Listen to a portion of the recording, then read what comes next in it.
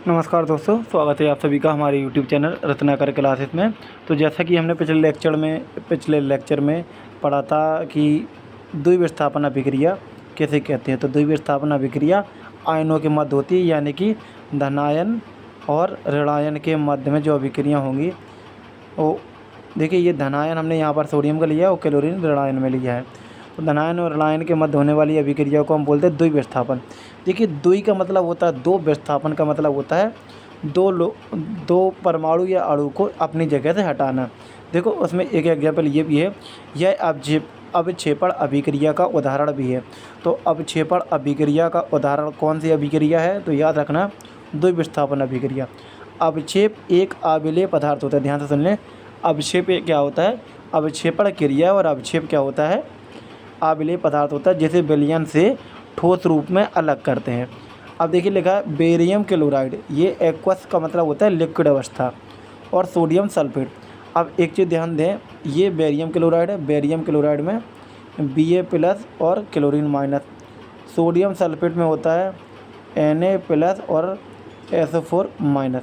तो देखिए होगा क्या कि इसका प्लस और इसका माइनस और इसका माइनस इसका प्लस आपस में क्या करेंगे? क्रिया। तो देखिए, इसका प्लस एक बार फिर से बता देते हैं, दूसरा एग्जाम्पल कलर लेके। ये प्लस और इसका माइनस, तो इसका माइनस कौन है? ये वाला। तो क्या BaSO4 बना, बेरियम सल्फेट, और इसका माइनस इसका प्लस, तो क्या बना है? Sodium chloride. तो बस आपको ये नाम याद रखना क्या क्या बनता है, तो ये आप अच्छे से याद कर लें। बेरियम क्लोराइड ये नाम दिया गया है इसका, सोडियम सल्फेट नाम दिया गया है इसका, हिंदी में लिखा है ये बेरियम सल्फेट और सोडियम क्लोराइड। ठीक है, नेक्स्ट एग्जांपल इसी तरीके से है लेड नाइट्रेट। ध्यान से सुने, लेड लगा हुआ है, ये नाइट्रेट, तो नाम हो जाएगा लेड नाइट्रेट और पोटेशियम आयोडाइड। देखिए यहाँ पर लेड नाइट्रेट का Pb अलग हो जाएगा, NO3 अलग, इसका K अलग और I अलग हो जाएगा। तो इसका प्लस और इसका माइनस यानी कि KNO3 बन जाएगा, और इसका प्लस इसका माइनस, तो यानी कि PbI2 बन जाएगा। ठीक है, तो ये इसकी रिएक्शन हुई। और एक एग्जांपल बता, ये अवक्षेपण अभिक्रिया का उदाहरण बता। अवक्षेपण अभिक्रिया तो है ही, साथ में द्विविस्थापन, क्योंकि क्या है, दोनों आयन विस्थापित हो रहे हैं। तो दोनों आयन विस्थापित हो रहे हैं, ये ध्यान रखना। तो आगे देखते हैं हम फेरिक क्लोराइड, ये लिखा हुआ है। फेरिक क्लोराइड में क्या है? Fe+ है, और Fe वैसे यहाँ पर 3+ है, और अमोनियम हाइड्रोक्साइड में NH4+ है और OH- है, और यहाँ पर Fe में Cl क्या है? माइनस। तो अब देखेंगे आप, देखिए एक प्लस एक माइनस, अब इसका क्या है? प्लस और इसका क्या है? माइनस। तो ये हो गया PFeOH का होल थ्राइज बन जाएगा यहाँ पर।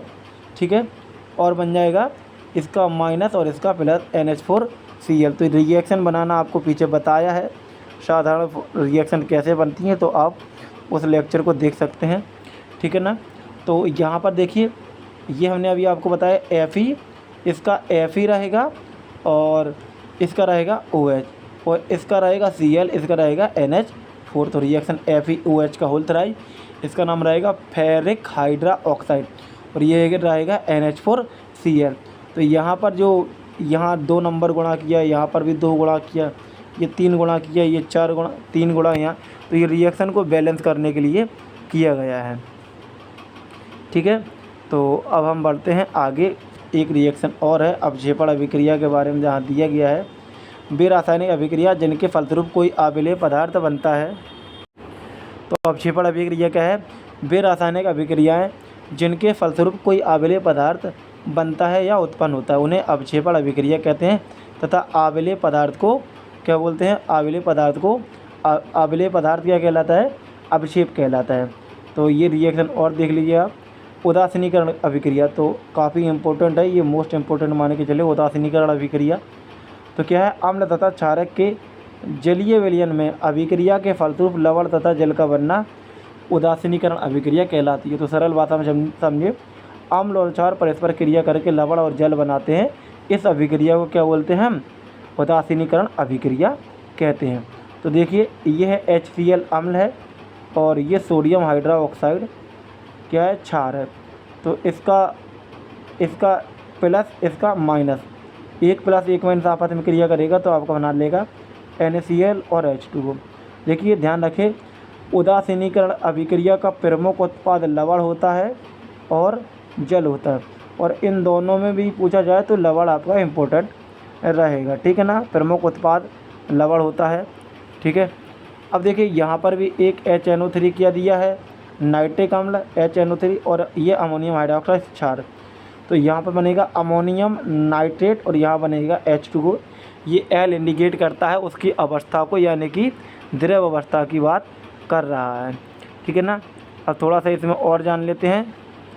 लिखा है किसी अम्ल की क्षार के साथ क्रिया कराने पर जो ऊष्मा उत्सर्जित होती है उसको बोलते हैं उदासीनीकरण ऊष्मा। तो ध्यान रहे, अम्ल और क्षार की परस्पर क्रिया करने की जो क्रिया होती है उसका नाम उदासीनीकरण क्रिया, और इस क्रिया में जो ऊष्मा उत्पन्न होती है उसका नाम होता है उदासीनीकरण ऊष्मा, यानी कि अभिक्रिया में जो ऊष्मा उत्पन्न है उसको ही बोलते हैं उदासीन।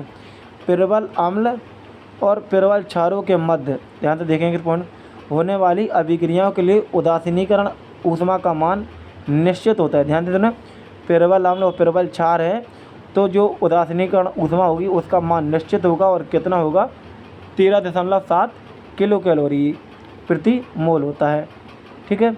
यदि दुर्बल अम्ल और दुर्बल क्षार के मध्य कराई जाए तो उदासीनीकरण ऊष्मा का मान 13.7 किलो कैलोरी प्रति मोल से कम होता है, यानी कि इस वैल्यू से थोड़ा सा कम आता है, क्योंकि जलीय विलयन में पूर्णतः वियोजित नहीं होते हैं। तो जलीय विलयन में पूर्णतः वियोजित नहीं होते हैं कौन, अम्ल नहीं होते, ठीक है। तो आज का लेक्चर यहीं तक कंप्लीट हुआ हमारा। नेक्स्ट लेक्चर में पढ़ेंगे ऑक्सीकरण तथा अपचयन के बारे में, ठीक है। बाकी ये पुराने लेक्चर्स को भी आप रिवाइज करते रहें। मिलते हैं अगले वीडियो में।